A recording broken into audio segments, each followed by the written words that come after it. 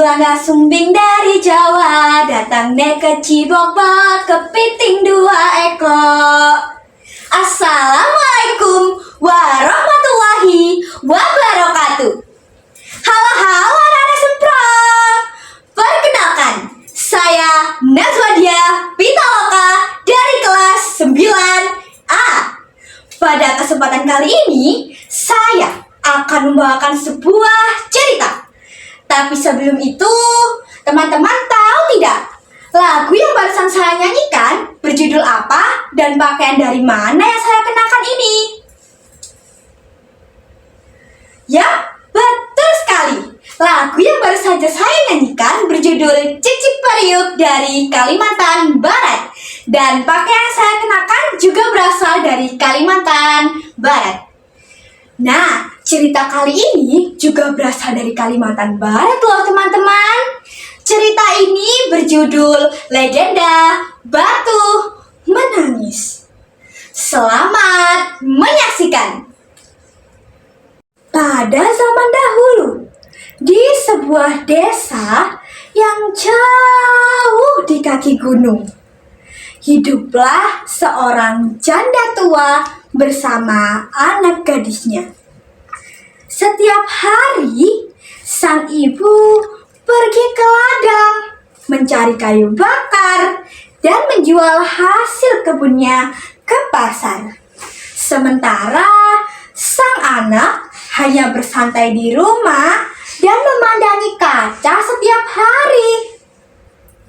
Suatu hari, sang ibu mengajak anaknya untuk pergi ke pasar. Nak, ayo ikut ibu ya pergi ke pasar menjual hasil kebun. Ah, ibu aja yang pergi. Masa iya? Aku udah cantik kayak gini disuruh pergi ke pasar. Nanti kalau bajuku lusuh gimana? Sang ibu hanya bisa terdiam. Dan akhirnya sang ibu pergi ke pasar sendirian. Namun pada suatu hari, sang anak mau diajak pergi ke pasar bersama ibunya.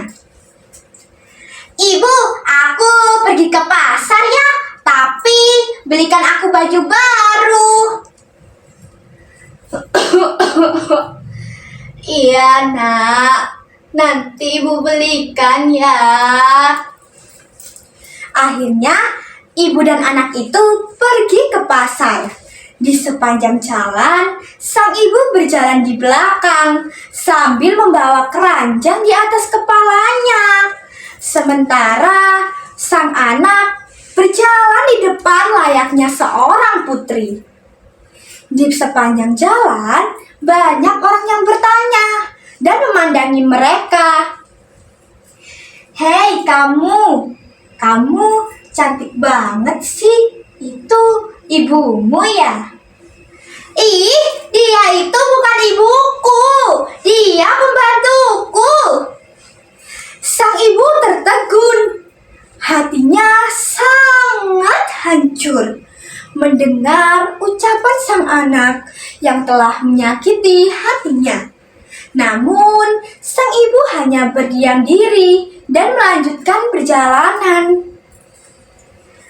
Hei kamu cantik sekali sih. Itu ibumu ya? Ih, udah aku bilang, dia itu bukan ibuku. Dia pembantuku. Masa iya aku cantik glowing kayak gini, punya ibu kusem kayak dia? Iya juga ya. Sang ibu lagi dan lagi hanya berdiam dan melanjutkan perjalanan. Namun, di sepanjang jalan, semua orang bertanya hal yang sama. Dan jawaban anaknya selalu sama. Hingga akhirnya sang ibu berhenti. Dan matanya berkaca-kaca. Ya Tuhan, lihatlah betapa durhakanya anakku ini.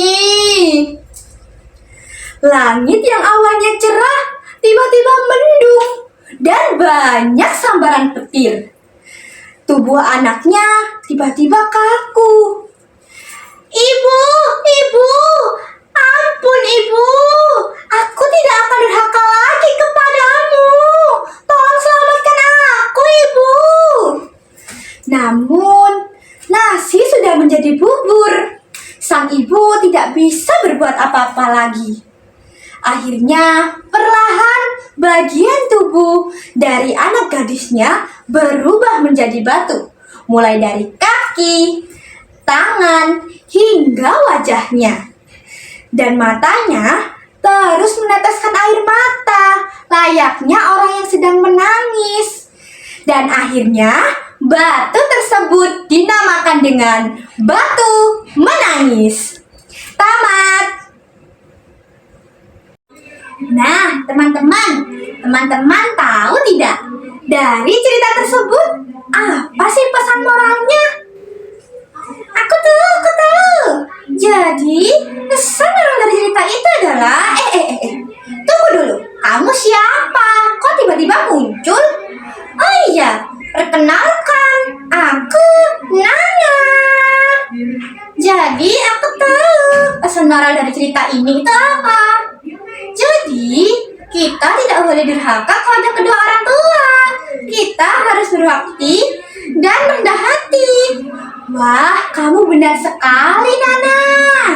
Jadi, teman-teman, kita tidak boleh durhaka ya kepada kedua orang tua.